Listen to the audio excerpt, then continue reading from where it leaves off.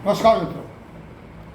देखा गया है कि दुनिया में कई आंदोलन, कई क्रांतियाँ सकारात्मक परिणाम लेकर आई हैं, आती हैं और भविष्य में भी कल्पना की जाती है कि ऐसी क्रांतियों के द्वारा, ऐसे आंदोलनों के द्वारा बहुत सारे फायदे देशों को और समाज को होंगे और होते रहे हैं।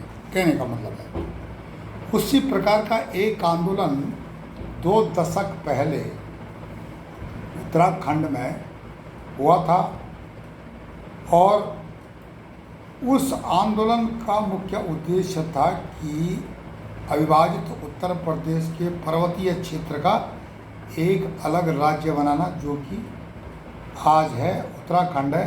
लेकिन उस आंदोलन के लिए जिस प्रकार से लोगों ने, उत्तराखंड के लोगों ने मेहनत की, एकता दिखाई, उससे फ़ायदा देश के 2 राज्यों को भी हुआ। वे हैं छत्तीसगढ़ और झारखंड। उनको आसानी से राज्य का दर्जा मिल गया।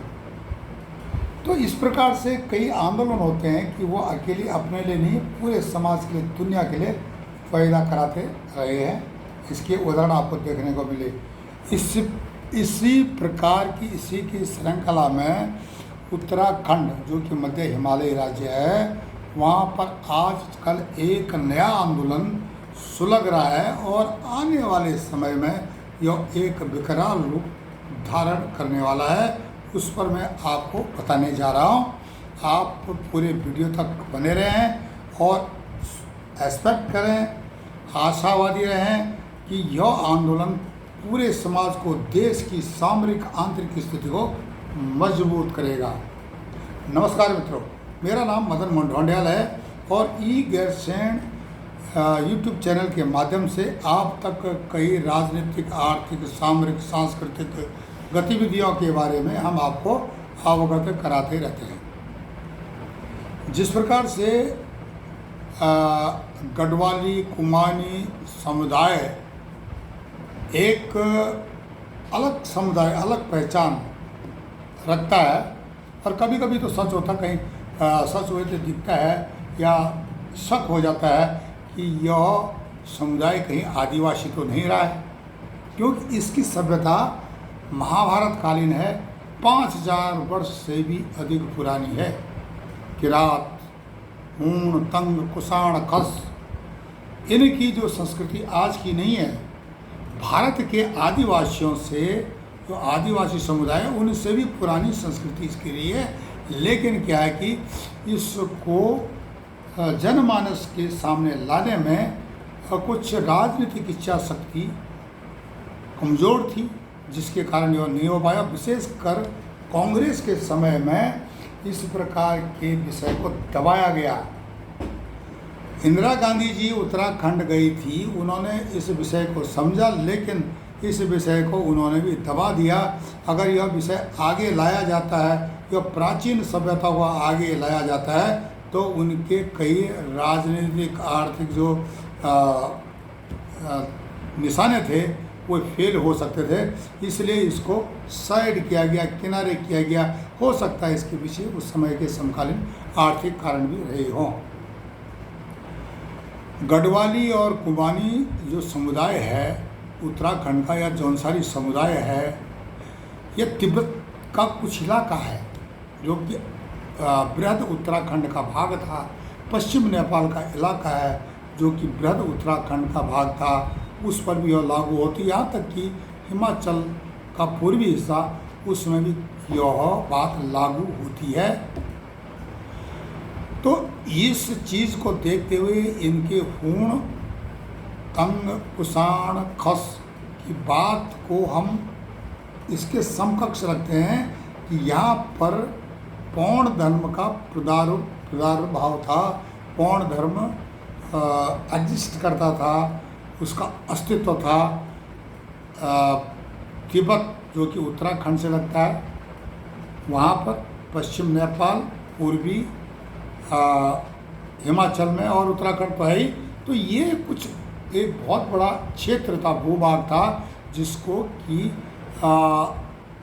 मैप्स जो इंटरनेशनल मैप्स, अंतर्राष्ट्रीय मैप्स हैं, लाइन मार दी, अंग्रेज़ों ने मार दी, कुछ राजाओं ने मार दी, और क्षप्त विक्षप्त हो गया यहाँ का सांस्कृतिक जो धरोहर का जो ताना बाना। अब उसको दोबारा जीवित करने के लिए किसी ने कोशिश नहीं की, न तो पौण धर्म को जीवित करने की किसी ने कोशिश की। बहुत प्राचीन है पौण धर्म, वैदिक धर्म से भी पुराना है। आज भी उसकी प्रैक्टिस होती है। आप जाके उत्तराखंड में जो छोटे छोटे मंदिर हैं, कस पूजे है, कस पूजा होती, लाटू पूजा है, ये सब उसी के भाग हैं। आज कल उत्तराखंड में इस विषय को लेकर के जागरूकता हो रही है। उत्तराखंड में लगभग बताते हैं कि 90% खस लोग हैं। उसमें ब्राह्मण खस, ब्राह्मण खस और क्षत्रिय खस दोनों हैं, जो कि सनातन धर्म के हैं। सनातन धर्म में उनका जो है मिक्सअप हो गया, जैसे कि तिब्बत में पौण धर्म और बौद्ध धर्म मिक्स हो गया है, और वहाँ पर कई प्रैक्टिस है पौण धर्म की तिब्बत में आज भी एग्जिस्ट करती हैं, अस्तित्व में हैं। तो ये जो प्राचीन सभ्यता थी, तो इसका मतलब ये आदिवासी इसके समकक्ष हैं। खस प्राचीन जाति है, और जिसका बहुत बड़ा इतिहास में खसों के बारे में ई दर्शन के माध्यम से मैंने आपको कई बार बताया है। आप देख सकते हो पीछे जा कर के। गढ़वाली और कुमाऊनी समुदाय को जनजाति का दर्जा दिए जाने के लिए, जनजाति का दर्जा दिए जाने के लिए मांग को लेकर के कुछ राजनीतिक पार्टियां आगे आई हैं, जिसमें मुख्य है राष्ट्रवादी रीजनल पार्टी, शायद अभी अभी बनी है, छोटा सा राजनीतिक क्षेत्रीय दल है। उन्होंने देहरादून में 27 तारीख को 27 जून को मतलब प्रदर्शन किया था, आज से 4-5 दिन पहले। आंदोलन से क्या संबंध है इस ऊण, तंग, कुषाण, खस या जो उत्तराखंड का पौण धर्म का, ये बताता है कि अब जागरूकता आ रही है। जिस प्रकार से खस शब्द को एक अपमानजनक शब्द माना जाता था, लेकिन खस जो है बड़े सम्मान के साथ नेपाल में, जो विशेषकर पश्चिम नेपाल में खसों को इज्जत के साथ उनको लिया, सम्मान किया जाता है। लेकिन उत्तराखंड में कुछ राजनीतिक कारण और विशेषकर अंग्रेज़ों के समय में और कांग्रेस के समय में इसको तोड़ो, फूट डालो, तोड़ो, फ्रांस करो, ये सारी चीज़ें चली, और जिसके कारण कि इनको अपमानित किया जाने लगा और इनका अस्तित्व खतरे में पड़ गया। अब क्या होता है कि इस जागरूकता को दिलाने में कुछ उत्तराखंड के लोग आगे आए हैं। उन्होंने आंदोलन किया है। एक छोटी सी रीजनल पार्टी है, शायद उनके राष्ट्रीय अध्यक्ष शिवप्रसाद सेमवाल जी हैं। उनका जो कहना है कि जिस तरह से मूल निवास के भू कानून खत्म किए जा रहे हैं, उससे एक दिन गढ़वाली कुमाऊनी समुदाय जल्दी ही पहाड़ से गायब हो जाएंगे। बिल्कुल सही है। पूरा पहाड़ का जनमानस उनकी इस बात का समर्थन करता है, क्योंकि यहाँ पर डेमोग्राफी बदली हो रही बड़ी तेज़ी के साथ। और इस प्रकार के आंदोलन क्या करेंगे कि उत्तराखंड ही नहीं, पूरे देश की सामरिक जो व्यवस्था को सुदृढ़ करेंगे। यहाँ की डेमोग्राफी बदली होने में जो तेज़ी आई है उसको रोकेंगे इस प्रकार के आंदोलन। और गवर्नमेंट को जिस प्रकार से उत्तराखंड आंदोलन के बाद उत्तराखंड आंदोलन अटल बिहारी वाजपेयी जी ने एक सकारात्मक परिदृश्य में लिया था और उत्तराखंड राज्य सामने है, उससे क्या है, विकास की गति बढ़ी है। सीमा, 2 अंतर्राष्ट्रीय सीमाओं से घिरा हुआ राज्य है। देश की सुरक्षा, सामरिक जो विषय हैं इससे काफ़ी जुड़े हुए हैं। तो इससे देश की सुरक्षा को फायदा हुआ। लेकिन इसका नाजायज फायदा उठाने के लिए कुछ ISI के स्लीपर सेल हों या चीन के जो है एजेंट्स हों या उनकी जो उनके स्लीपर सेल हों, गुप्तचर संस्थाओं के, वो यहाँ पर सक्रिय हो गए हैं, जिसके कारण यहाँ पलायन बढ़ा है। पलायन बढ़ने में कुछ वहाँ के लोगों की भी गलतियाँ कम हैं, लेकिन जो सरकारों ने, पिछली सरकारें थी, किसी एक को दोष नहीं दिया जा सकता है। उन्होंने किस प्रकार व्यवस्था की और उस व्यवस्था और विकास के चलते हुए पलायन क्यों बढ़ा, उस पर मंथन नहीं हुआ।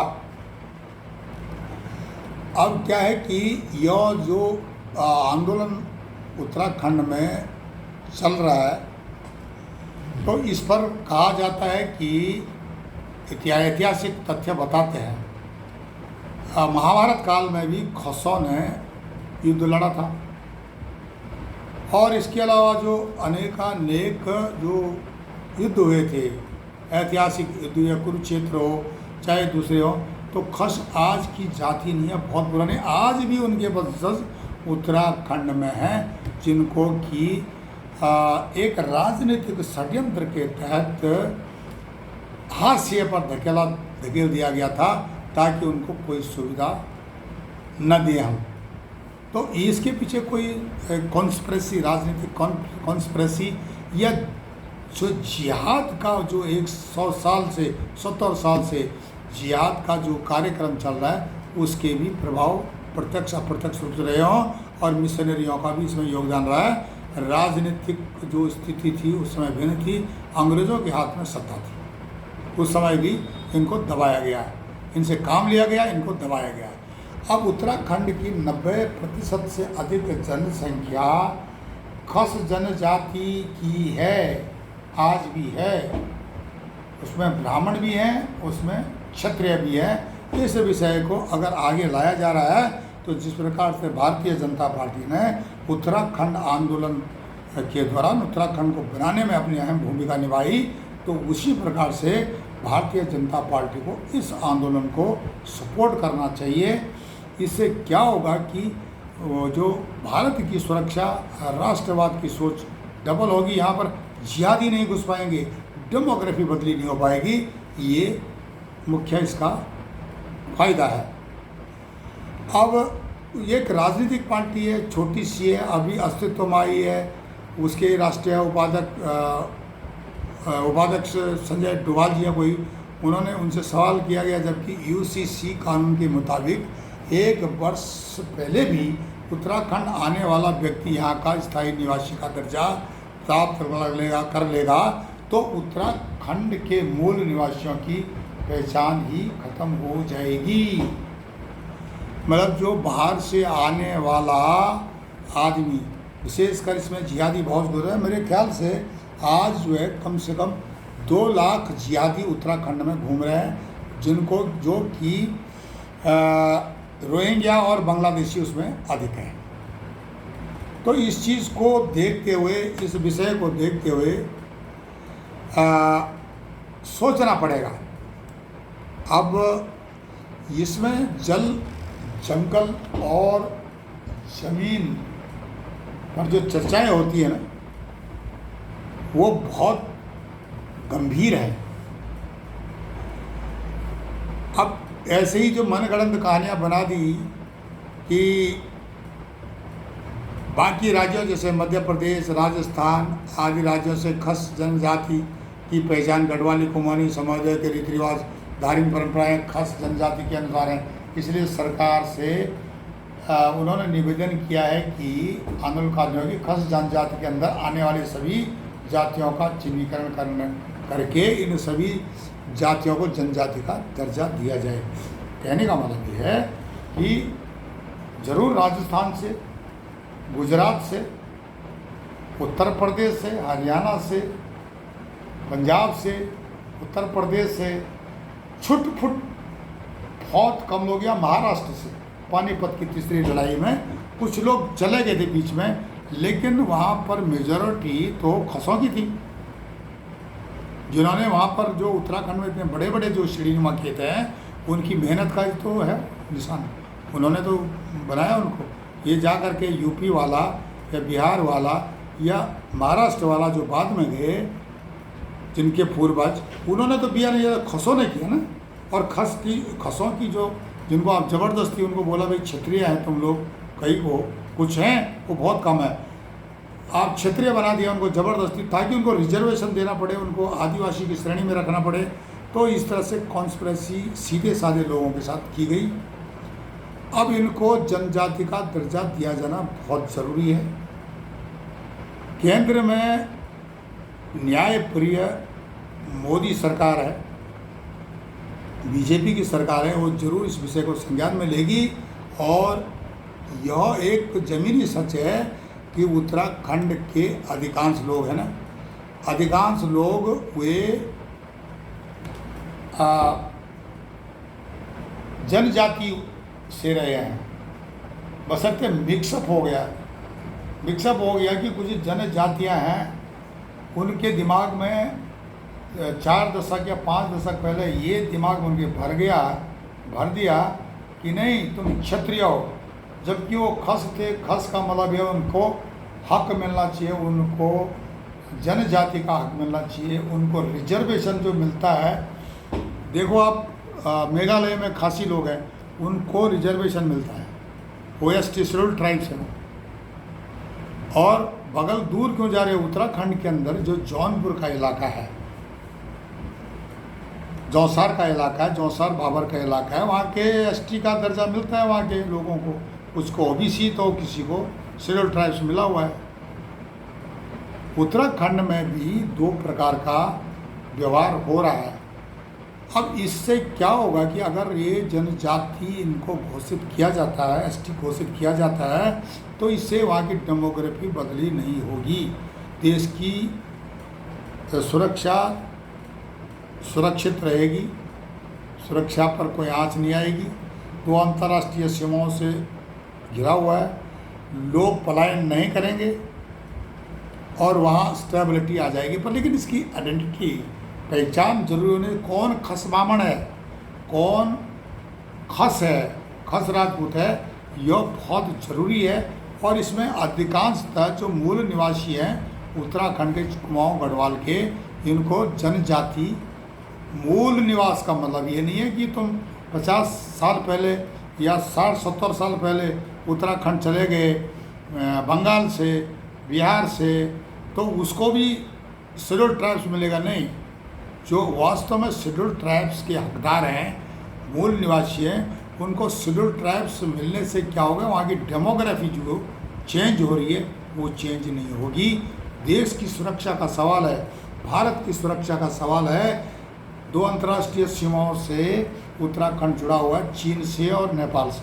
आपको पता है अभी नेपाल की एक खास खबर आई है, वहाँ पर वामपंथी सरकार है, उसने क्लियर कर दिया कोई भी आधार कार्ड, वहाँ का जो आइडेंटिटी कार्ड जो भी है, वोटर ID कार्ड, नेपाल का जो भी परिचय पत्र है, उस पर कोई महिला सिंदूर नहीं लगा सकती है, टीका नहीं लगा सकती है, या पुरुष जो डाक टोपी जिसको बोलते हैं नेपाली टोपी नहीं पहन सकता है, महिला हाथ में चूड़ी नहीं पहन सकती है, वो जो है कमीज, टाई, पैंट, ये इस प्रकार के वेस्टर्न टाइप के कपड़े में आइडेंटिटी कार्ड बनाएगी।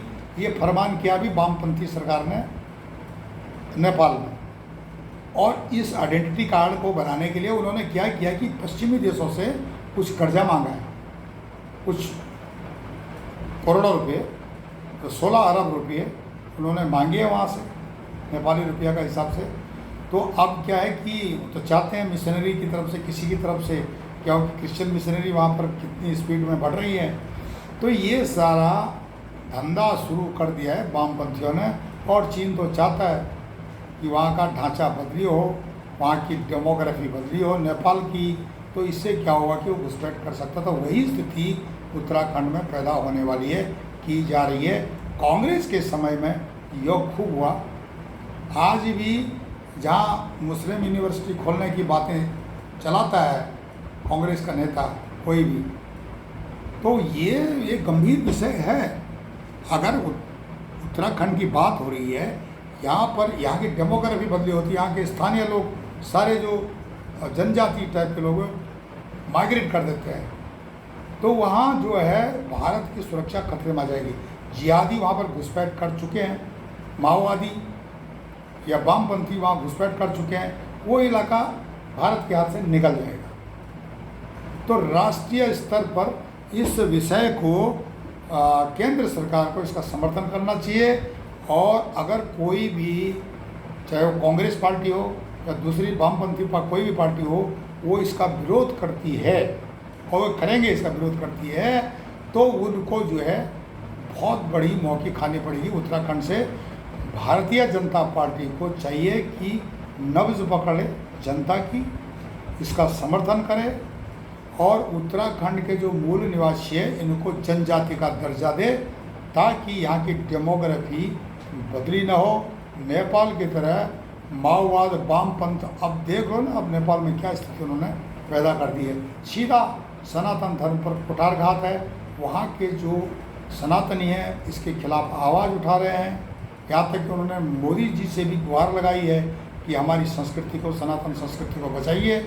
दुनिया भर के हिंदुओं से उन्होंने गुहार लगाई है कि वामपंथी यहाँ पर इस तरह की हरकतें कर रहे हैं कि हमारी महिलाओं की बिंदी, टिकिया, जो सिंदूर सब हटा रही है, चूड़ियाँ हटा रही हैं या साड़ियाँ हटा रही हैं और ये कोट पैंट पहनने के लिए बोल रही। कितना पागलपन का फरमान है।